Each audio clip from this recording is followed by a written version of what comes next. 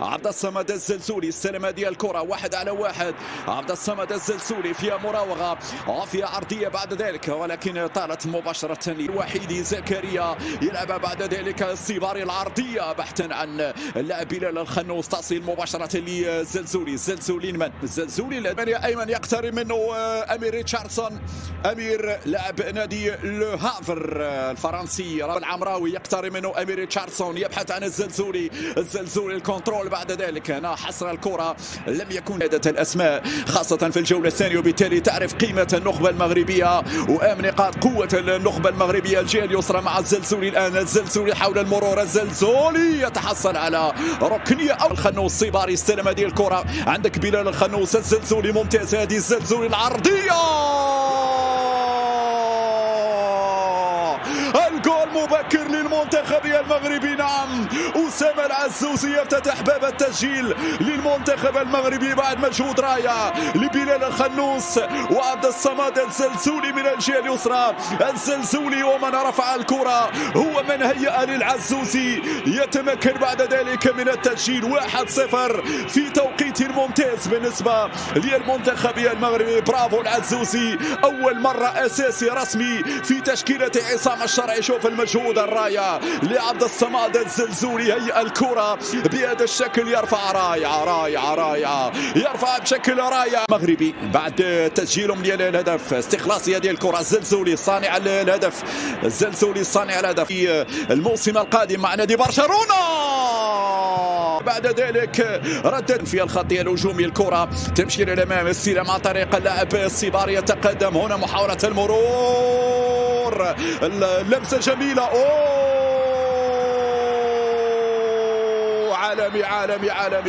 عالمي ولكن فرحتك يا الصباري لم تكتمل في ظل وجود وضعية تسلل في اللقطة الماضية.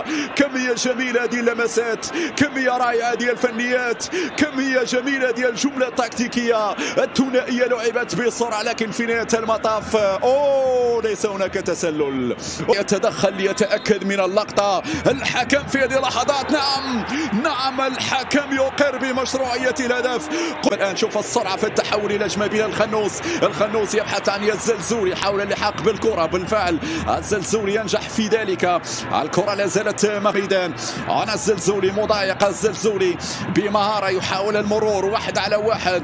الزلزولي ما هو الحل؟ دائما متواجد وليد الركراكي مع رشيد بن محمود وكذلك غريب أمزين. هذه قادمة السنوات. الكرة الأمامية تصل ناحية اللاعب الصباري راوغ، الصباري يحاول التقدم. الصباري الجهة اليسرى، يعجبني تواجد وليد الركراكي في كل مباريات المنتخب الأولمبي، هكذا يكون التنسيق التام مع عصام الشرعي ويقف عند ميدانية مطلقة لعناصر المنتخب المغربي وباليمنى، لأنه لدينا لاعب مهم جدا هو اللاعب الصباري. كرة هنا وانطلاقة من أمير ريتشاردسون في العمق، ممتازة. الزلزولي فعل أمير ريتشاردسون، عندك يا الزلزولي، كرة لحظات والتحكم في اللاعب الصباري. هل يعود إلى الزلزولي؟ نعم، البحث عن الزلزولي. دائما المنتخب يبني على تحركات الزلزولي. العمراوي العرض دي زكريا مر للصباري، مراوغة ممتازة. يا سلام يا فنان، يا سلام يا فنان. هنا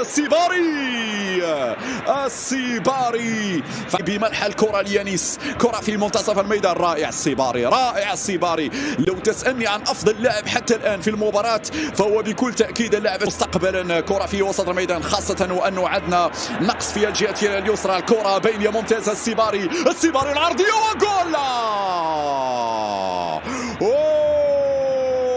مخطئا عندما قلت بأن الصباري هو أفضل لاعب في المباراة حتى الآن. شوف كيف طلب الكرة وبعد ذلك مرر. أيوب العمراوي حد في أمير ريتشاردسون، يمشي لي الصباري طريقة مميزة في الاحتفاظ بالكرة. اللاعب الوحيد الصباري الصباري تقدم، مرر الكرة بعد ذلك 1-2. الصباري جول.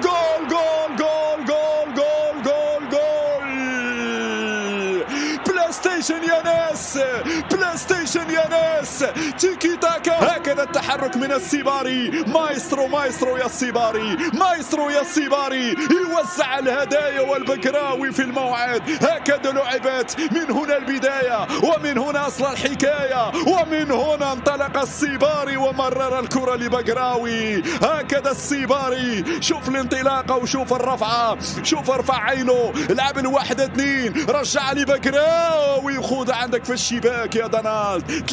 ومسؤولي بي اس في ايندهوفن في الدوري الهولندي تلعب ديال الركنيه ممتازه، تمريره رائعه، محاوله المرور استمتع بها مع زلزولي، بينما نايف أكرد وابتسامة على محيا موديا وهي تتابع المنتخب الأولمبي. هذه العائلة بحق.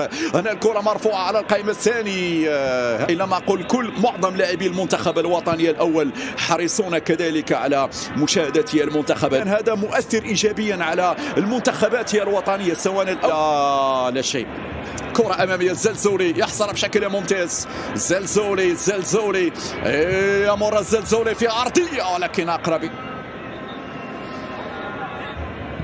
ماشية لبوا، عرضية، حذري من التسديدة لا زالت صعبة ولا دفع. في لحظات قبل نهاية الجولة الأولى فاطوا البقية تقريبا 2-3 أمتار للاعب المسدد. هذه الإعادة مجددا، حاول أمير ريتشاردسون تلمس اللاعب جديدة. أنا أعطت الهدف الأول لفائدة المنتخب. تأخر زكريا، الكرة تجاوزت الخط، حكم يقول لا، الكرة داخل الميدان، هنا التسديدة. هذه الإعادة هل تجاوزت الكرة؟ أمامكم الإعادة، الكرة الماضية، الحكم ما هو قراره؟ يرفض الهدف. الحكم جاوزت الخط. هذه الإعادة أمامكم، الكرة هو اللي رفع معنوياتهم، هو اللي حمل أسامة العزوزي يتقدم، يمرر السيباري يلعب في المساحة الآن مع بلال خنوس، ينتظر الزلزولي، خنوس، التمريرة، نقلة للاعب بلال خنوس. إذا الصافرة النهائية تقترب، يشوط عمراوي يمشي لخنوس، لمسات قصيرة والصافرة الجابونية.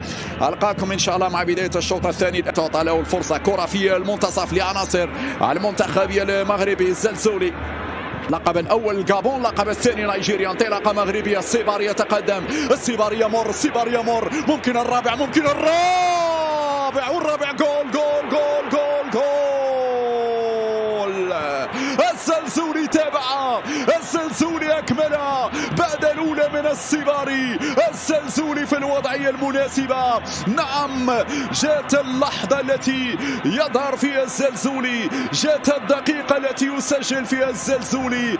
نعم، ثالث أو رابع الأهداف، والهدف الشخصي الثالث له في هذه البطولة. الزلزولي الذي كان حاسما في المباراة الأولى هو يظهر مرة أخرى. من هنا كانت الانطلاقة، ومن هنا سرعة السيباري ومرور السيباري ولمسة السيباري في طريقه للمرمى قبل أن يكمل بعد ذلك الزلزولي. التموضع صح، والتوقع صح، والانطلاقة صح من طرف اللاعب الزلزولي. بعد ذلك الكرة أمامية لعناصر الغانية، استخلاصية ديال الكرة، الحكم يعلن عن خطأ. نعم، نواما يتقدم، نواما في هذا التصدي الرائع. شوف الإعادة كان في اتجاه من جديد، لحظات الآن يضغط في عناصر المنتخب الغاني. الزلزولي هرب، الزلزولي انطلق، مرر الكرة بعد ذلك، والخامس ممكن الخامس.